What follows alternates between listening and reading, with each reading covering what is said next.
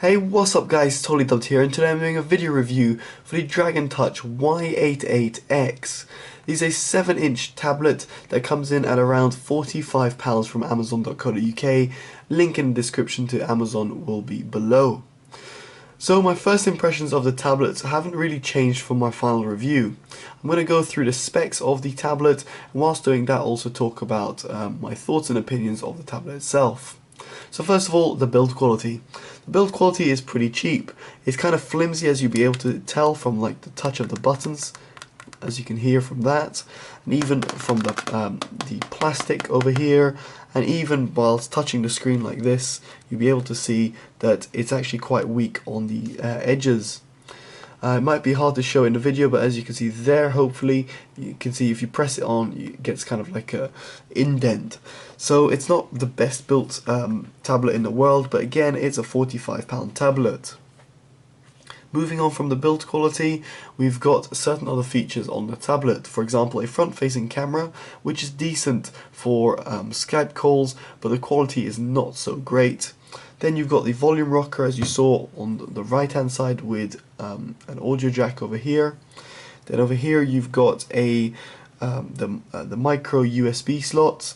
Then you've got a 5-volt charging DC, and then you've got the on and off switch over here. You've got a little microphone there, and you've got a micro USB expansion slot over there. So the micro expansion USB slot is really good because for using watching movies, I put a micro SD card, put my films on my micro SD card and put it on the tablet. It's a great inclusion by Dragon Touch, and I personally quite like it, especially at the given price range. Then you've got the camera, the rear-facing cameras that is. The rear-facing camera is really not impressive at all. 2 megapixel camera, but in all honesty, it reminds me of a VGA camera back in the 90s. It is really bad, and I wouldn't really suggest it at all for anything. But that said, it's a £45 tablet, so I didn't expect the world. Then you've got the speaker over here.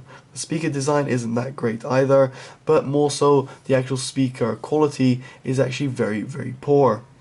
The speaker quality, in my opinion, was probably the worst thing about this. One of the worst things of the tablet is that it wasn't loud enough. My Note 2, which is over here, and I know it's a much more expensive piece of hardware, but this was about 2 times louder, or 2.5 times louder than a Dragon Touch. On top of that, for sound quality, it had absolutely no bass, and the mids were very recessed, and the highs were completely rolled off. Again, it's a £45 tablet, but the sound quality was very disappointing. That said, the internal sound quality, by that I mean the 3.5mm jack, was actually decent. There was no sort of problems with that, and therefore I would really recommend using this tablet with earphones or headphones connected. Moving on from that to the screen. Now the screen, you'll be able to see, is not so good either. If I just tilt the screen a little bit, you can see it going into negative, and that is really how it looks like. It's a very poor screen in terms of angles, and the color reproduction isn't that great. Its resolution is 1024 × 600. So it's not a great screen to have in terms of resolution, but the color shifting is really disappointing to see. Again, it is a £45 tablet, but I would have preferred that color shifting not to be present. I mean, it is a film layer over there, and I can tell that, but we're not in the 90s, we're in 2014. So it's a little bit disappointing to see that huge color shift occurring when you tilt the tablet.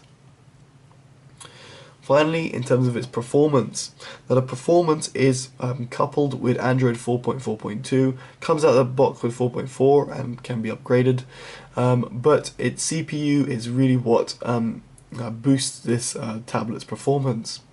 It's got a quad-core ARM 610 running at 1.2 GHz, and it's got 512 MB of RAM. In terms of those specs, they're decent. I would have preferred 1 GB of RAM for the multitasking abilities, but the quad-core CPU really does aid it when playing games, and I really didn't notice any lag. But when moving in and out of applications, even within the launcher for example, you'll be able to see there's a slight lag.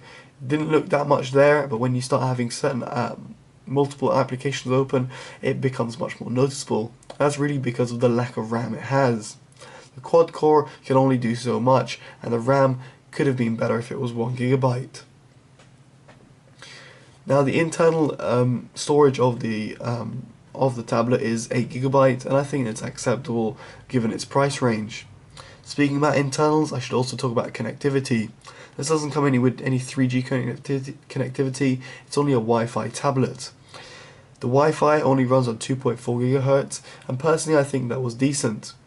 I did notice a little bit of slowness of the Wi-Fi in comparison to my other devices I have around the house, and for some reason this tablet was downloading a little slower. However, when I did install speedtest.net, here we go, speed test over here, I didn't realize any sort of performance drops between the tablet and my other devices. So I was a little bit curious to see why the tablet was a little slower when it came to downloading things. But it's just something I should note when reviewing it. Now overall, I think the tablet is really intended for people that want either a cheap tablet or want a tablet to give to their little children. The reason behind that is because a child is not really going to be worried about this color shift. They're not going to be really too worried about the sound quality being bad or good. And on top of that, they're going to receive it as a gift rather than buying it themselves. The price of the tablet is very cheap, and therefore you can afford buying it and then after a year breaking it. Of course, you don't want to intend that with any sort of technology, but in terms of what you intend giving to your children, especially if they're young, then I'd probably suggest something like this. It's cheap, it's light, it's very easy to buy, and on top of that, it runs at a decent level to run games. So for example, running Angry Birds or Temple Run, they'll run absolutely fine. I'm sure kids will enjoy it.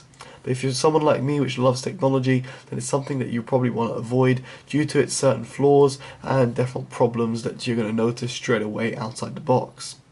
On top of that, the battery life was not impressive. On standby it was losing quite a lot of battery, and when I started using it, it started draining battery really quick. So its battery retention was quite bad, I must say.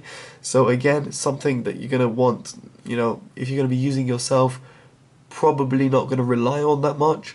But if you give it to your kids, then you're not really going to mind that much, because they might probably put it on charge, to play a couple of hours, that's it, do their homework, plug it on charge, come back after a couple of hours or whatever and play around with it. So overall, this is a cheap tablet, as you expect. It's pretty much what you pay for. If you want a better tablet, then you can probably pay a bit more. But for its price, I think it does the job just right. Therefore, don't expect the world when buying this tablet. Anyway guys, I've been Totally Dubbed. Hopefully you've enjoyed this video. If you have, make sure you give it a like, comment, subscribe, favorite and share, as it always helps. Definitely do let me know in the comments what you think of the tablet, or if you've got it or you're thinking of getting it. It's always useful to know. Alright guys, I've been Totally Dubbed. Take care. Bye bye.